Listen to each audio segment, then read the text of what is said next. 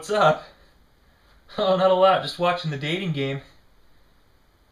You want to do what? You want to run a marathon tomorrow? Dude, you know I haven't been training. I'm not in shape for that. No, I'm not a wimp. I just think that all the eccentric contractions of my muscles would lead to delayed onset muscle soreness.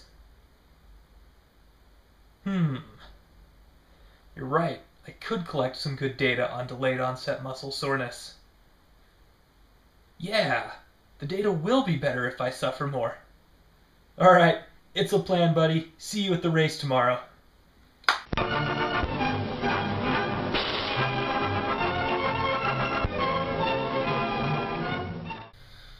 $999, 1,000. Oh, hi. If you work out a lot like I do, you've probably experienced delayed onset muscle soreness. And that's exactly what it sounds like. It's a sore or tender feeling in your muscles that usually appears the day after you've used your muscles. And then in a couple more days, it'll be gone again. So to show you what makes your muscles sore, I made this little model of my arm. So these little boards are bones. Got a joint here that moves. And these bunchy cords are like muscles.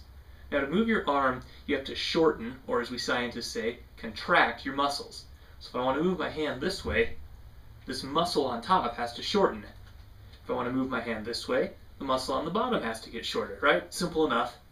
But that's not what causes muscle soreness. What causes muscle soreness is a little more complicated than that.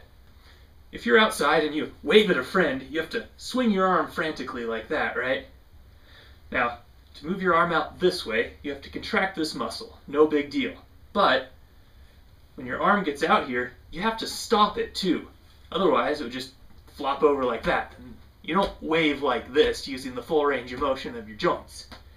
You gotta stop your arm at some point to wave back and forth. So, if the arm is all the way out in this position, it's stopped by this muscle. Now this muscle is pulling in order to stop the arm from going more this way, but even though it's pulling, it's getting longer at the same time. That's called an eccentric muscle contraction, and that is what causes soreness. When your muscle is trying to pull to stop something from moving, but it's getting longer at the same time, you actually are creating little tiny tears in your muscle tissue. Now, there's not a bad thing. They're completely harmless. It's actually good for you. These little tears send a message to your body that, hey, maybe this muscle needs to be stronger, and then it won't tear next time. So don't worry about the tears. But that's what causes soreness, are these eccentric muscle contractions. 1,048, 1,049. Now when I do a sit-up, during the sitting up motion, my stomach muscles are contracting and shortening at the same time.